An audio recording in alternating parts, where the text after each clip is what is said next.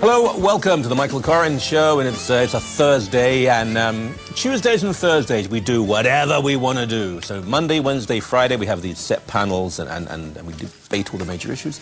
Tuesday and Thursday a selection: federal politics, foreign affairs, faith matters, culture, loads of stuff really, one-on-one interviews. We thought we'd tackle the issue, fairly important I suppose, does God exist? Yeah, apparently he does. Does God exist? Debate the issue. There's a whole series of these debates going around North America. I moderated one in Oshawa, Ontario, just last week. Almost 4,000 people were there, most of them students, almost 4,000. That's a lot of people, and there is huge interest in this subject. Personally, I welcome these signs on buses. God probably doesn't exist. Yeah, let's bring the debate on. Let's have everyone have their freedom of expression here. Does God exist? We'll debate this issue. At the end of it, one person will win, the other one will probably be burning in hell. Let's introduce them. Dr. William Lane Craig, Research Professor of Philosophy, Talbot School of Theology, La Mirada, California. Hello. Hello. We haven't got any of your books. We could try and sell them for you, but that's okay. Michael Payton, a cognitive scientist at York University. Are you allowed to go to classes these days? Or? No, unfortunately not. It's really a shame what's happening at the university with this strike. It is a great shame. I think what we'll do, we haven't arranged this before the show, we'll go segment by segment, and we won't be too formal about it. Begin with you, sir. The proposition, does God exist? If he does, show me how. Show me why. Well, I think there are a number of good reasons to think that God exists. In the debates that I've been having here in Canada, I typically present 5 reasons and then defend them in greater detail. God is the best explanation for the origin of the universe. God is the best explanation of the fine-tuning of the universe for intelligent life. God is the best explanation for the existence of objective moral values in the world.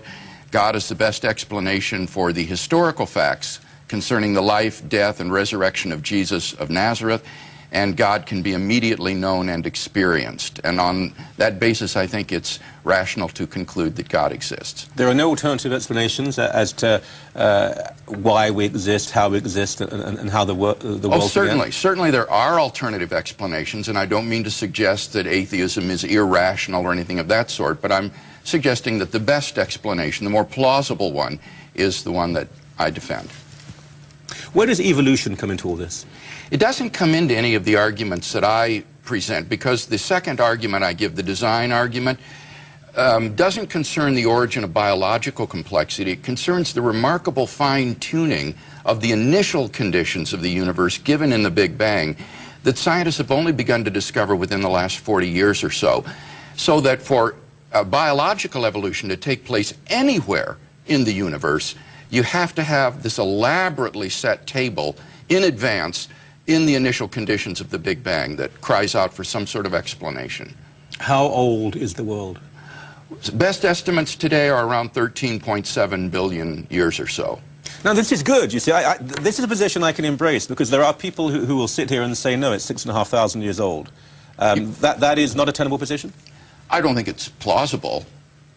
The arguments that I give are right in line with mainstream science.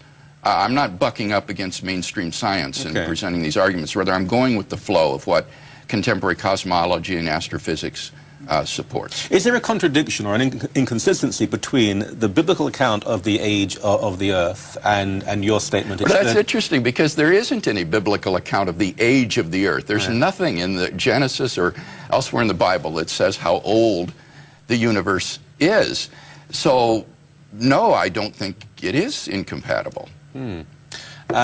We often hear that the rather caricatured argument that Christians believe that man and dinosaur coexisted.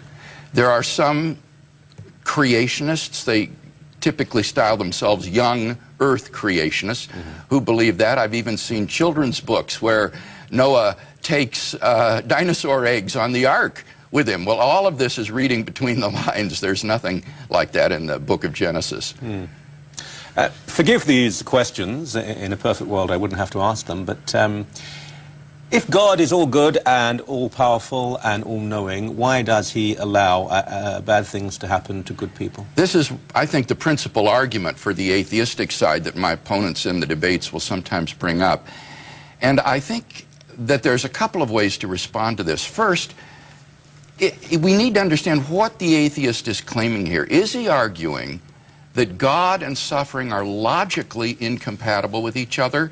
If he is, then he needs to show that there's some sort of implicit contradiction there, because there's no explicit contradiction. And I would say that no atheist has ever been able to sustain that burden of proof, to show that there are necessarily true assumptions that would reveal some kind of a contradiction between God and the suffering and evil in the world. In fact, I think we can prove that they are compatible by just adding a third proposition, and that would be that God has morally sufficient reasons for permitting the evil and suffering in the world. As long as that's even possible, it shows that God and evil are logically compatible. So that logical version of the argument doesn't work. Now, very quickly, there's a probabilistic version of the argument which says, all right, God and evil are logically compatible, but nevertheless, it's highly improbable that God exists, given the evil and suffering in the world. And I think there's a number of moves that the theist can make in response to that argument to show that it's not improbable that God exists, given the suffering in the world.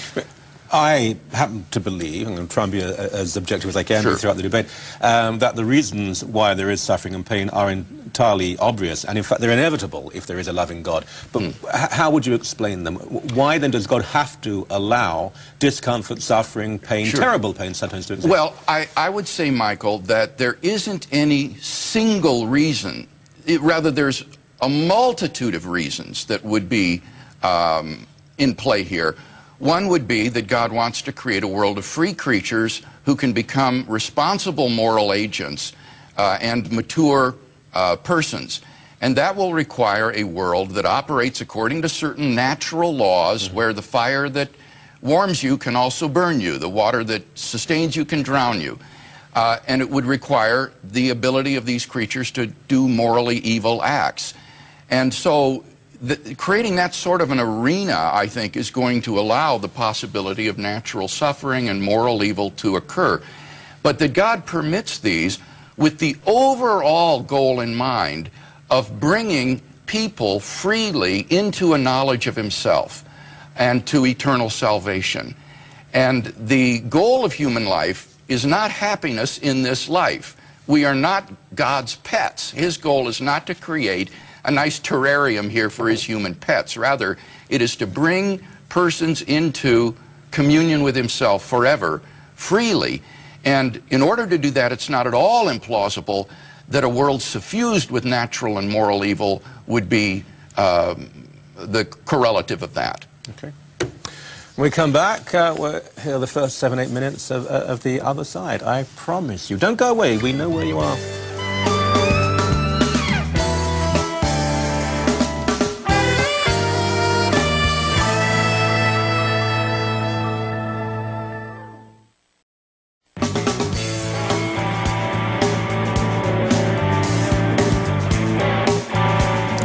Welcome back. Michael Coren Show. Does God exist? One of those questions we sometimes come to every now and again, even on television.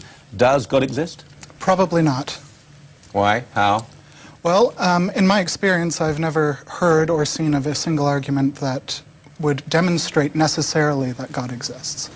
Right? I think there's a lot of speculation about sort of supernatural causes to the universe, that type of thing.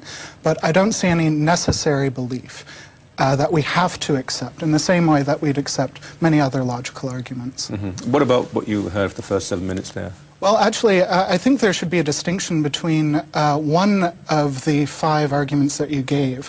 One of them was the personal appreciation for God. So I think the distinction that Thomas Aquinas used between revealed theology and natural theology is important here. That we have to understand that perhaps people did have or do still have personal religious experiences, but we have to question whether or not that would be under the same frame of debate as talking about natural theology, which should be from first principles. That's hardly the center of Aquinas' writing, though, of course. I mean, that's marginal. He was really arguing from a very similar point of view as what we heard here. But putting aside any question of subjective feeling or personal experience, because by its nature, those can always be accepted or rejected. We heard arguments about, for example, the origin of the Earth. accidentality simply doesn't explain. An acceptance perhaps of an evolutionary pattern, but there had to be some sort of imagination design initially. Why? You tell me.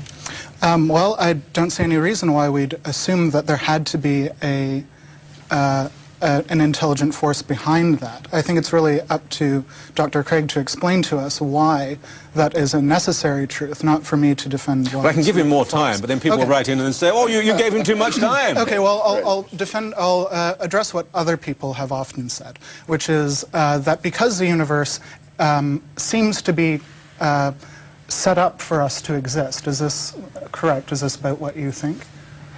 That is fine-tuned for intelligent life. Okay, well, Whether again, us I or think, others. Well, okay. Then whatever life would exist out of randomness, whatever intelligent life would exist out of randomness, I think that there's an important point about evolution which is being made here, right? Which is that, of course, evolved systems had to come about in this system, otherwise we wouldn't be sitting here talking about it. Mm-hmm. Also, that there's a pretty strong intuition for us to believe that we have a central role in the universe, right? I think it was Wittgenstein was very key on this point, where he was once asked, he was once said, once told by someone, how ridiculous was it when people thought that the sun revolved around the earth? And he asked, well, how would it look if the earth revolved around the sun? That is how it looks, right? So I think the same questions is very pertinent here. How would it look if it were random, right? It seems to me that it would look very much like the Earth we inhabit and the universe that we see today. Interesting you quote Wittgenstein, actually. I would have thought he'd probably have a little bit more sympathy with this side than yours. With well, he was definitely a Catholic. Well, he was Jewish, actually, but he moved through to Catholicism. Yeah. I'm trying to give you as much opportunity as possible. I'm not hearing...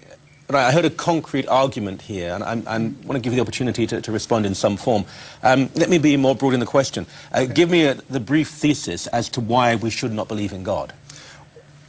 Well, why we shouldn't believe in God really depends on what you mean by belief. Whether or not we should accept the arguments really has to do with whether they correspond with the facts. Well, there can be no absolute certainty that there isn't or there is. I mean, obviously, you're an intelligent man. You would never say atheist. I mean, atheism is rationally impossible. You can strongly doubt. You can strongly believe. If there was absolute proof, then God wouldn't be loving. He wouldn't give us freedom. There has to be that room and not to believe. You have to want to find him. Right. But so why, speaking to viewers out there, hundreds of thousands of people watching, why would you say to them, God is irrelevant, don't bother? Well, I would say that it's more important actually for them to examine the reasons why they would believe in God, right? I'd actually think that that's really the first step, is to appreciate the role of skepticism and the role of taking arguments seriously and investigating them to the best of their abilities. Mm-hmm. I think that would likely lead to atheism. I don't think that it's necessary for people to have arguments for being atheists, rather that they should come to the conclusion that makes the most sense to them. Why?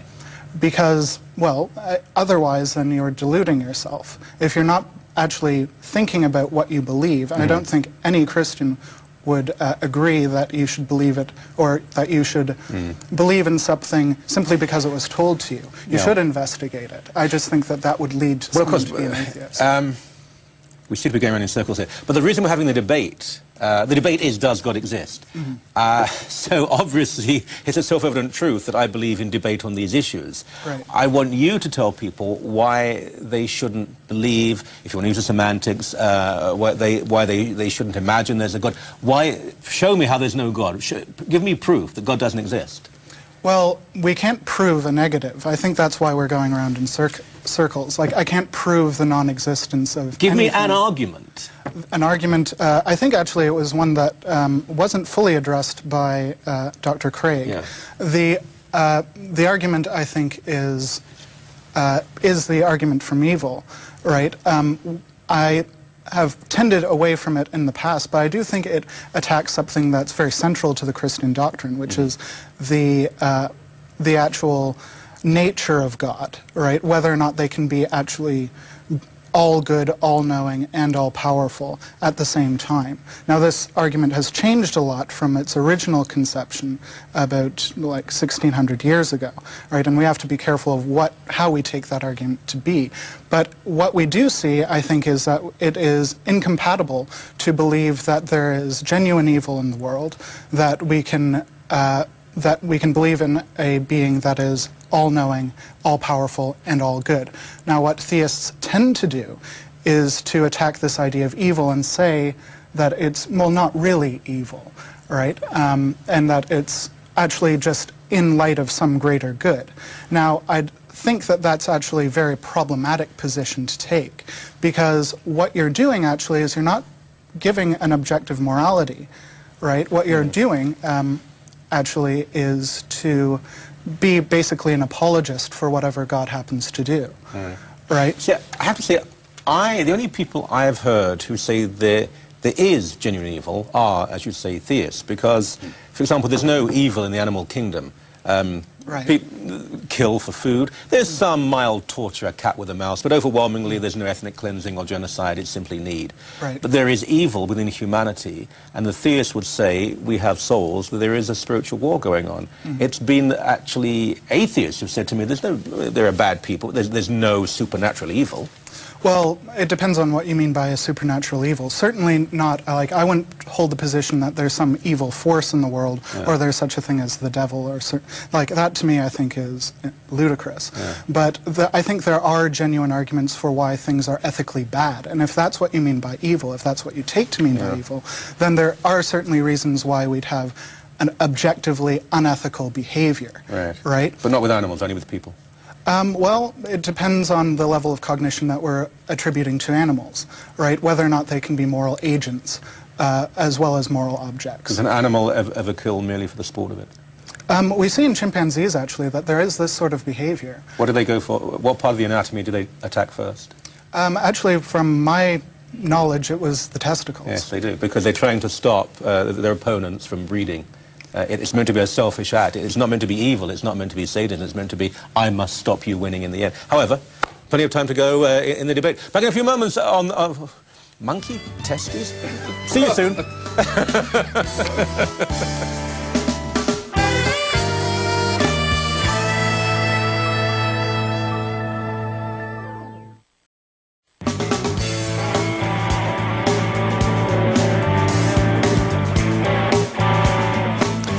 And debate, hold on, we're back. Does God exist is the issue. In the commercial break, we were discussing baboons ripping off. Back to you, sir. This notion of evil, because having done talk radio for many years, it's the standard reset position, why does God allow? Now, it seems to me that if you believe life ends when you're 80, 90 years old or whatever, it's a real issue. There's evil in the world. If you believe it goes on, and God doesn't guarantee a good life, he guarantees a perfect eternity, and that we have to have the freedom to go wrong, and that God is most unhappy when we go wrong, but it has to be allowed.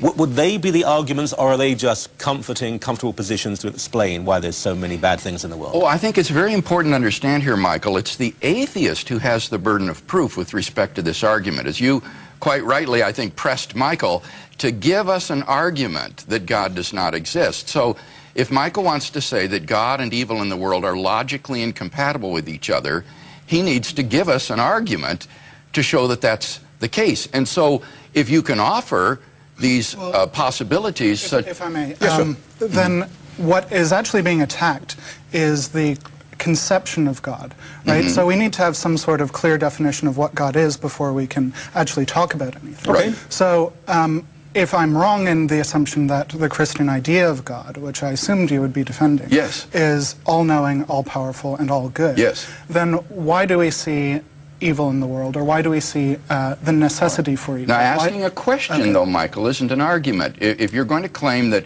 an all-good, all-knowing, all-powerful God is incompatible with evil, those aren't explicitly contradictory. So if you're going to maintain they're implicitly contradictory, there are some hidden premises here that you're assuming that we need to isn't there a contradiction then in the... Isn't there a contradiction in that an all-powerful being who would want only the best for the world would allow bad things to happen, right? You don't see any contradiction Well, there. let me ask you, the God that you speak of, does he want all good for the world? I would say that God certainly wants the best for us, but remember what I said in the earlier segment. That doesn't mean happiness in this life. On the Christian view, the good for man is to be found in relation to God. And so God's overall plan for humanity is to bring people freely into a loving relationship with himself now and forever. And it is not at all implausible that only in a world involving enormous amounts of suffering and moral evil that would be accomplished. So we've got to get away from the idea that we are God's pets and his goal is to create a nice little environment for his human pets. At least on Christianity, that's false. I think there's something important, though, that you're missing, and that is that there seems to be a displacement of suffering in the world, that I think a lot of people who live in Africa who are starving right now as we speak don't have the luxury of sitting in nice leather chairs and talking about these like philosophical issues. Why are so many of them Christian? Sorry? Exactly. Why are so many of them Christian? Oh, there's actually there are great reasons for people who are destitute to believe in God, right? That I think it gives a lot of comfort to people in that type of area, especially also, like we have to, I think, also acknowledge there is an economic force, that there is a great need or desire from religious people in our societies to convert those people. So of course it's going to work on some of them, especially when you're dealing with people who are destitute that don't have very many reasons to object to someone offering them Are we in food. the dangerous area here of touching on the racist? I mean, could it be that people who are not splashing around in materialism and decadence maybe have a purer, more pristine vision of what really matters in the world? I'm sorry, I'm not really following why that what the racist comment meant. Because you're black doesn't mean you're stupid, for me to be crass about it. And you say, no, you say not. destitute. Throughout Africa and Asia, there are people who, Yeah. I mean, they're not all destitute, far from it. They would argue, and I've heard some of the most brilliant people in the world, who are African bishops, for example, they would argue this isn't true at all. But we can actually see clearly through the window. You're too busy cleaning away how much money, how many cars, how many homes. What you've said, what you seem to implied at the very least is, well, if you're really poor and really needy, then you'll believe. In other words, it may be the materialism, consumerism, and wealth of the West that is actually the spiritual impediment to knowing God and his life. Last minute to you, go ahead. Well, let me address that, because I certainly didn't mean it to come off as racist. It's not because they're black, right? It's because they're desperate, right? So if someone has no ability, no education to properly think out these problems, then I think it's unlikely that they'll be able to withstand constantly being told something, right? I think that's true of anyone, even in our society. So I certainly don't think it's racist. No, I'm sure you're not. But again, there's an assumption here that people who may not have very much money are not educated. In fact, often you have a higher literacy rate in countries that face relative poverty than here. And what is a challenge? We have in the West so many people, very sadly, sometimes necessary, on antidepressants. We have suicide attempts. Look at the suicide rates in a country like Scandinavia, for example, in that region there. So wealthy, suicide rates so high compared to parts of southern Africa. Are we not confusing things here? Are we not in a rather, forgive me, smug way saying they believe because?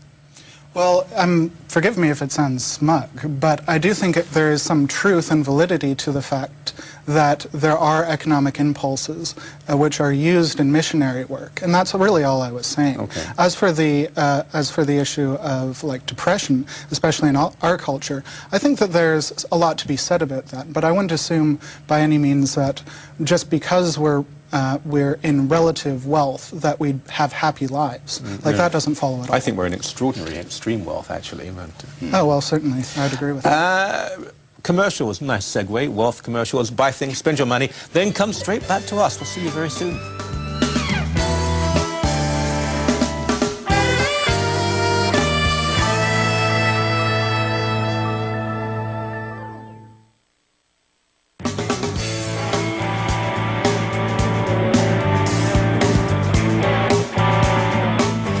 Welcome back. Michael Coren Show Halftime. And at halftime, we reintroduced the panel. They're still here. Dr. William Lane Craig, he's a professor of philosophy, Talbot School of Theology, La Mirada, California. I don't even know where that is, actually. Los Angeles suburbs. Oh, is it? Oh, didn't know. Michael Payton, cognitive scientist, York University, a Toronto suburb, I suppose. Yeah, I think that's about right. Yeah, we do what we can here. You have these debates frequently. You're an apologist. Doesn't mean that you say sorry. You justify, you explain the Christian faith in this case. I mentioned at the top of the show almost 4,000 people, a debate I moderated. Most of them students, and I would say 2/3, if not more, seem to support the Christian speaker. But there is a popular assumption somehow that the clever people are the atheists. Dawkins, Hitchens, Harris. The clever people, they call Christians, was it the dumbs? Well, they refer to themselves as the brights. Do they? So I suppose that suggests the others are dim bulbs. Yeah. Well, that's kind of ridiculous, though, because just because we call homosexuals gays doesn't mean everyone else is glums, right? I think that there's a reason why we call ourselves brights, or some people call themselves brights. But there are differences in what we call ourselves. But how do you react to that?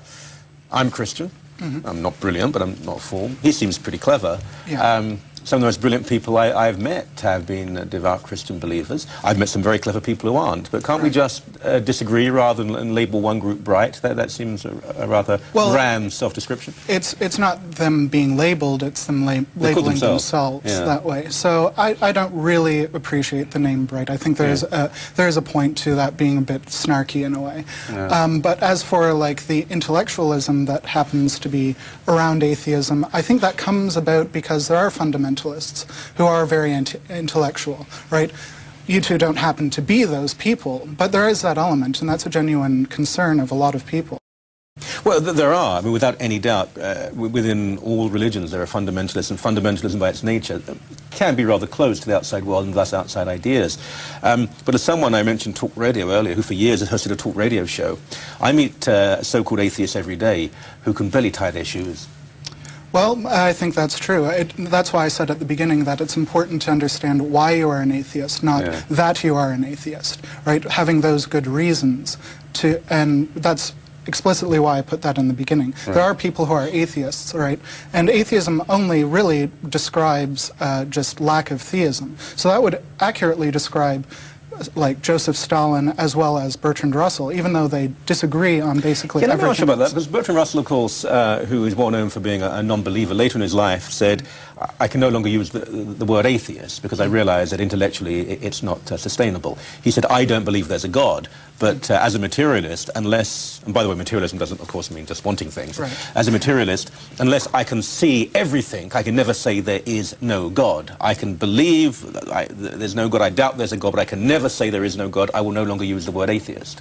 Right, and I think in that passage, and Dawkins takes this up as well, he says that, well, we can't really be sure, but that's where his teapot argument comes in, or the likeness to like the flying spaghetti monster and fairies. And actually the fairies one I think is not as silly as it sounds, right? Because there were periods of time there were periods of time and places where people genuinely believed in fairies. Like in my own family, actually, my great-grandfather, genuinely in England, believed that there were little people that at the bottom of the garden. Yeah, exactly. and they were responsible. They were actually very active in their own lives. Like if you lost something in your house, then it was believed that the little people had taken it, and there were just these little nymphs running around. He didn't become Prime Minister, did he? Oh no, certainly not. No, that would be horrifying. But I think so I don't think that's as offensive as it sounds, that like if we believe that there's no reasons anymore for believing in fairies, I think likely we won't find very many good reasons for believing in God in the future. I haven't met many people, I have to admit, who believe in fairies, and... oh, not now, but that's largely my point, is that that we've gotten to the stage where we've realized more about, especially about how the memory system works, right? So it's likely that you simply forgot that you put the spoon in the dish, right? And I think, likely, I think in the future that there'll be a time when a lot of these arguments are actually quite old for theism. Doesn't seem to. Arthur Conan. I read a biography of Arthur Conan Doyle. Okay. Not a very good biography, but a biography of Arthur Conan Doyle, Sherlock Holmes' creator. And of course, he did believe in fairies, and he had photographs from a couple of Yorkshire schoolgirls he was convinced were genuine. But he abandoned Catholicism. He was raised a Catholic to become a spiritualist. I hear atheists talk about Santa Claus is a standard one. There'll be emails tonight from really clever people saying, "Yo, your friend Santa." People who believe in Santa Claus, I believed in Santa Claus when I was 5, 6, 7. Probably not true. As I grew older, reached the age of maturity, thought, read, understood, I abandoned the idea. I wasn't raised in a Christian home. As I got older, read, matured, understood, I developed a belief in God. There's overwhelming evidence to show that as people grow, often they increase their belief in God. There's There's overwhelming evidence to show that as people grow older, unless they have some sort of mental instability, they refuse to believe in Santa anymore. They're totally contradictory. Well, actually, I'd say that I think you're drawing a parallel that doesn't really exist, right? Yeah, because I think. Well, no, I'd say that belief in God, especially when you cite statistics that say that people become more religious when they get older, I think that that's largely because there's the tendency not to become religious, but because of the nature of the demographics and how poor the research has been in the last 100 years, that older people tend to be religious simply because... I mean over 14 or 15. Well, okay, let's make it simpler then. How many people over the age of 21 are convinced there's a Santa Claus? How many people over the age of 21 are convinced there's a God? And the people over 21 didn't believe in God in an earlier age, but did believe in Santa. I mean, quite clearly, people abandon a sense in some things as they become mature, and they embrace a belief often when they become mature. So to compare the belief in God with the belief in Santa or fairies, it's one of those digressionary arguments that are put forward. It doesn't really address the real issue. Oh, no, well... I was actually giving that in response to something earlier that you had said. So what my point was, bringing up fairies, is that we have no evidence for fairies, right? And similarly, there's no evidence or necessary evidence for God. Good point to go to break, and we'll ask you that when we come back. And the fairy community, I mean, I meant no harm. Anyway, back in a few moments on the Michael Coren Show.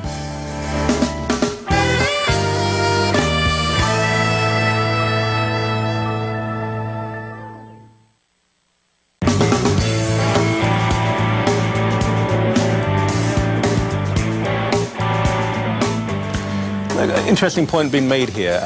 Fairies, there's no evidence that they exist, but equally, where's the evidence that God does exist?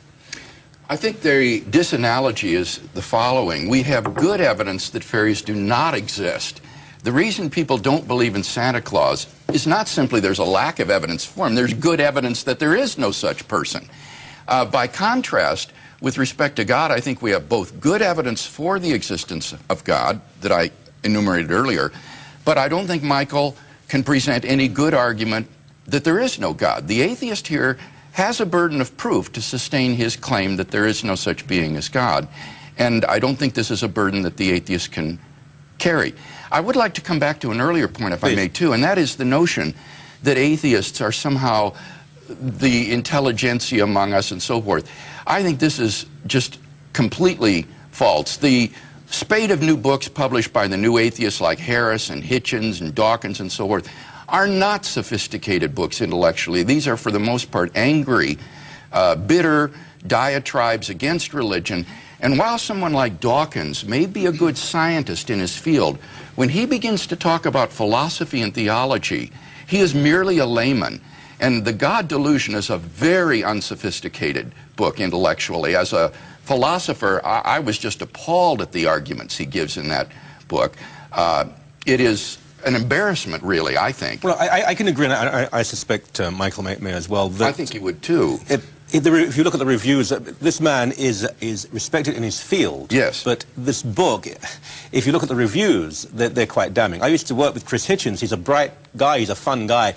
This is not a profound book. It's a fun book in many ways. So I think most people would agree that the three you mentioned in particular, Dawkins, Harris, and Hitchens, what they've written is not first-class scholarship. However, there are first-class scholars and genuine intellectuals who do not believe at all in God. Certainly there are, Michael. But there has also been, especially over the last 50 years, since the late 1960s, a literal revolution in my discipline, philosophy, in the Anglo-American world, which has brought about a renaissance of Christian philosophy, such that some of our finest philosophers at our most prestigious universities are now outspoken Bible-believing Christians. Sir? I'm sorry, where is this philosophical revolution taking place? In the Anglo-American realm. The ones dominated by assumed atheists, like people like Eyre, people like Bertrand Russell, who really dominated. Like, well, I'm sorry, I just never have heard What was the first this. thing you said? I think you meant Eyre. Oh, A.J. Eyre.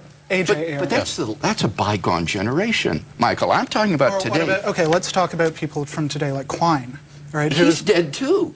Well, he died only a couple of years, like So did Freddie Eyre, but I mean... Let's talk about, let's name names, people like Richard Swinburne at Oxford University, Robert and Marilyn Adams at Oxford, Brian Leftow at Oxford, people like Alvin Planning at University of Notre Dame, Peter Van Inwagen, Dallas Willard, Eleanor Stump. I mean, I could go on and on naming names at top universities in America and England who are outspoken Christians, such that the face of my discipline, compared to the 1930s and 40s, when Russell and Eyre were dominant, has been utterly transformed.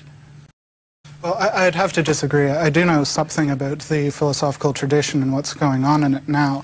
I think that, I think you're, frankly, just choosing people that are theists, right? And even if there were theists who are also philosophers, it doesn't follow at all that that the position is philosophically justified just because of philosophers. No, but it does follow that that it is not true that the brights are all these atheists. That's just not the case. Well, I think that's probably established. I mean, there are, I certainly, at Oxford, without doubt, that there is a whole new wave of Christian believers. Equally, there are some extremely vocal anti-Christian believers. It doesn't alter the argument. We can agree, perhaps, I hope this is a fairly sophisticated setting, that there are bright people on both sides. There are intelligent, informed, decent people on both sides. It doesn't alter or affect the argument in any way. On a purely practical level, before we close this segment, in the UK, buses with on the side, God probably doesn't exist, so just sit back and relax. I rather applaud that. I think it's wonderful, as long as the other side is allowed to say God probably does exist, stop being neurotic and or whatever. But freedom of expression surely is a fundamental of any open civilized debate. Absolutely. I think we can all agree on that. What I would disagree with is the implication of the slogan that the existence of God is a trivial question that needn't bother you. Forget about it, go ahead and enjoy your life. I think that's extremely naive. When you read the writings of atheists themselves, Friedrich Nietzsche, Bertrand Russell, Jean-Paul Sartre, they recognized that the conclusion of atheism was an agonizing conclusion that meant that ultimately life was without meaning, value, purpose. True. I really would... I don't think I could disagree with you more. I think you've got it basically exactly wrong. Especially out of someone like Jean-Paul Sartre, right? And I'd like to just ask you exactly where you think this despair out of Sartre's work is coming from. Like, could you quote a piece of literature? Right. Let's break, then come back and straight to that, and give you some more time as well. In a few moments on the Michael Coren Show. Okay.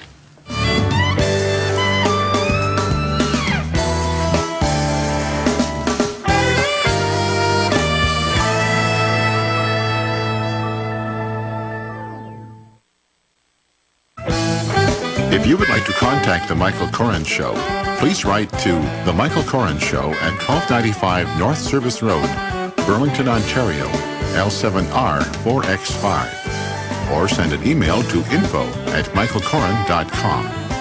If you would like to know more about CTS TV, we invite you to visit our website at ctstv.com.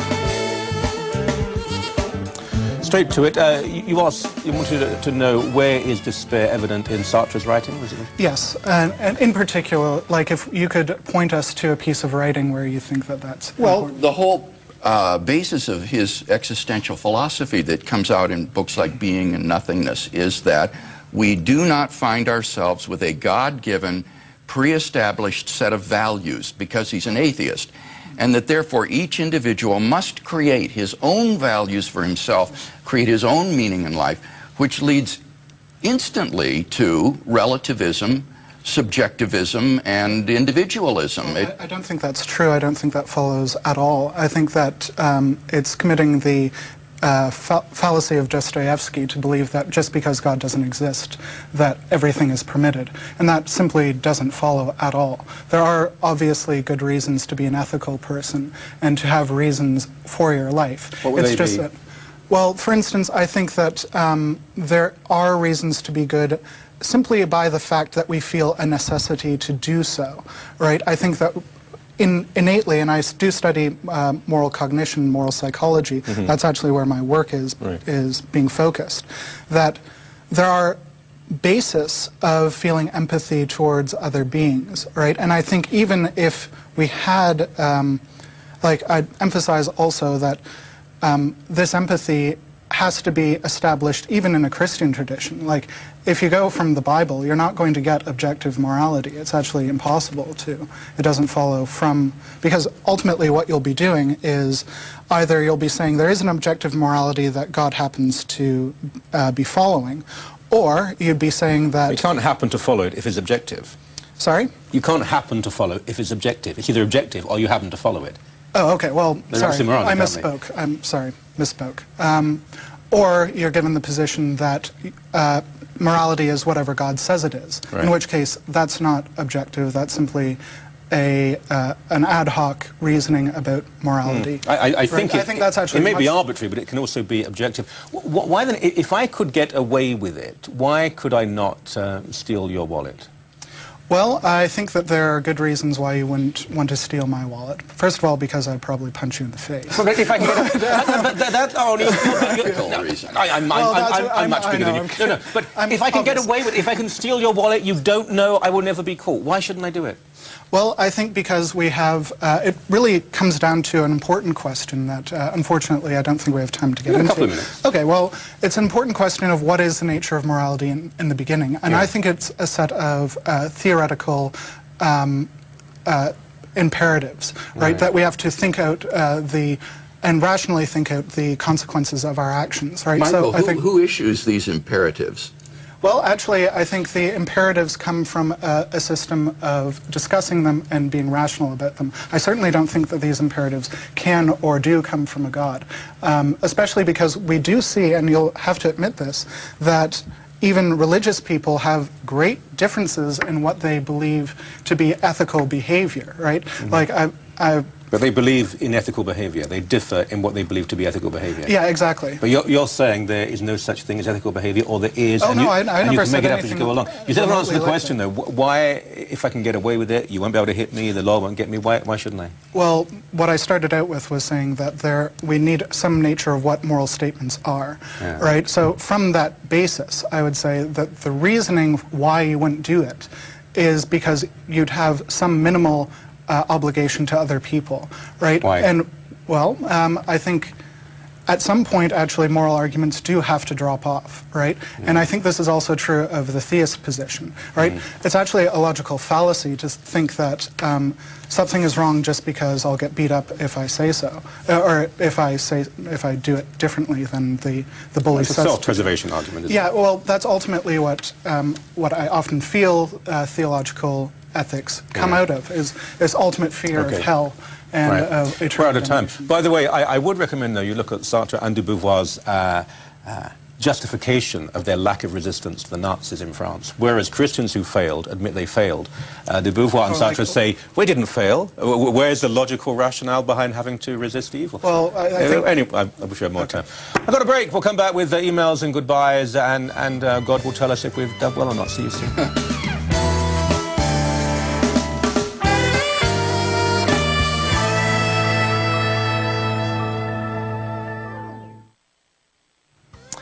Kelly Donovan, Ottawa, Ontario. Michael, I really don't know why you continue to insist David Menzies hold back his thoughts. What? Especially on an issue like the use of the N-word. Why is he on the show if he can't say what he thinks? Have you seen some of the other garbage on TV these days? Yeah, of course I've seen some of the garbage. David says more than anyone else, and this is the one show he can speak his mind, but I don't think using the N-word in it fully is fun. Why, if you can... Anyway, I think you know what I mean. I think you know why you wrote the email. Thank you so very much. Dr. William Lane Craig, a pleasure. And Michael Payton, thank you so very much indeed. I do appreciate that. Tomorrow, Friday, TW3, that was the week that was. They'll be back. Until then, take care. God bless, and goodbye.